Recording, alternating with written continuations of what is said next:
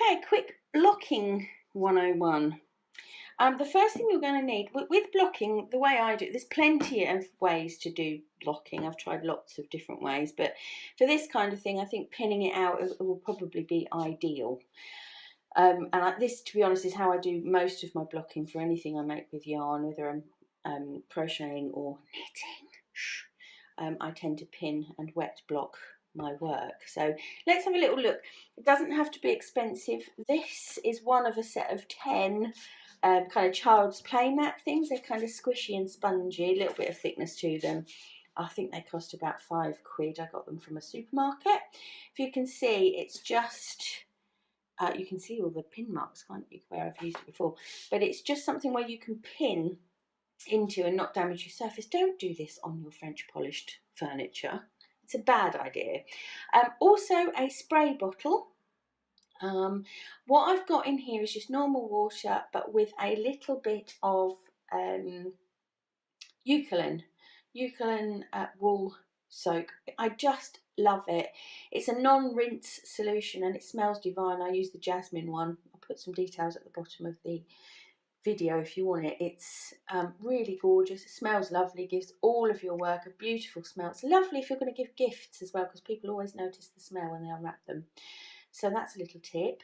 You can get huge big bottles right the way down to sort of 50p sachets, so worth a try. The next thing you're going to need is some pins. Let me take these out for you. I use KnitPro, I think they're called KnitPro T-Pins. They're called T just because of the shape of them. Whatever you use will be absolutely fine as long as they don't rust, because I have seen beautiful work ruined by pins that have rusted.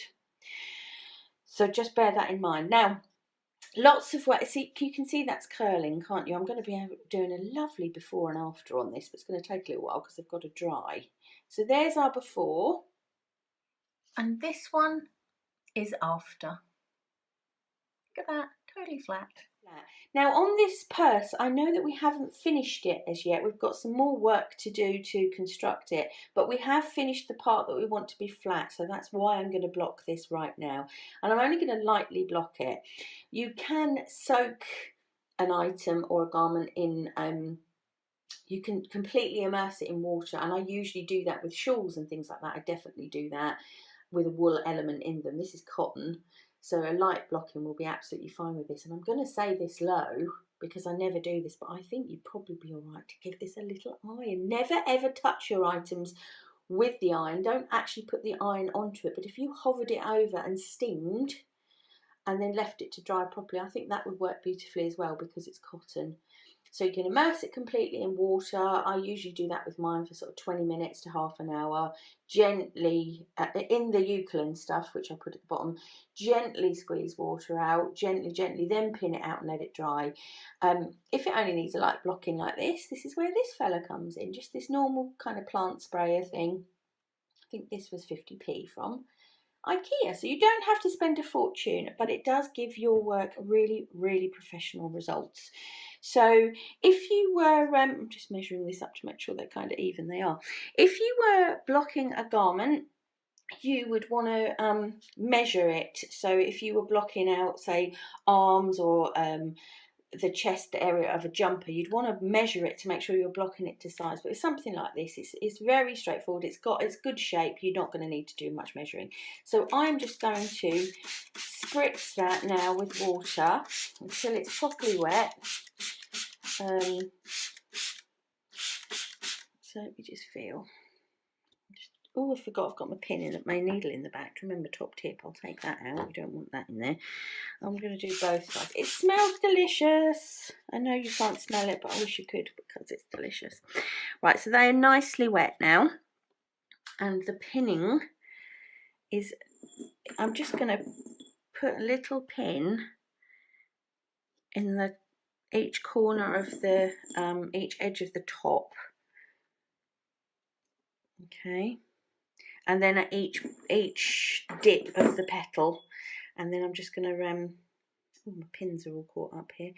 I'm just going to make sure it's sort of flattened. You don't have to pin it with something this small. You can even just sort of press it flat. Just give it a good, pat it flat, that's the word, pat it flat with your fingers. But I am just a bit of a stickler for pins. I don't know why.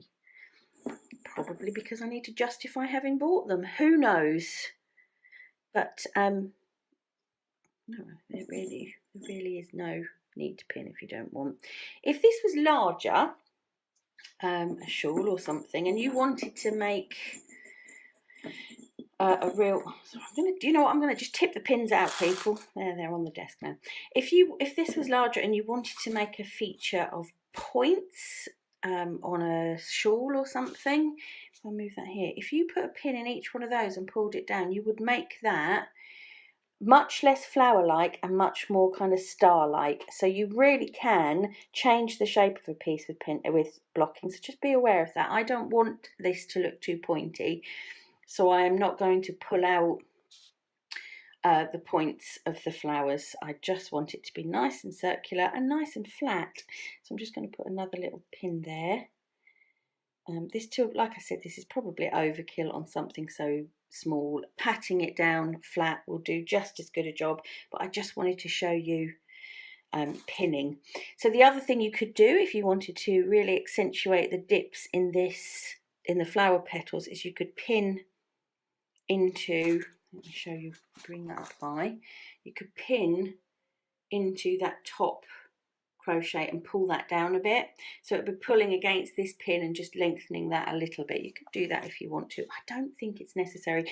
Just want to point out to you that you can change the shape of an item with pinning and blocking, and changing the shape in a good way. I mean, if you've got lace, it really opens out lace work beautifully. It's really worth doing. It doesn't take long. Can you see there's not many pins there? It doesn't take long, and with cotton and something so small, this will be dry in a couple of hours. So I've had to come back, so I just want to show you something quickly. Even if I just turn it this way now, can you see how flat the one that's pinned is? Can you see how flat that is? And the one that isn't is still going to be, it's flattening out because it's wet, but it's still curly there. So look, it's already, oh, I've wobbled the thing.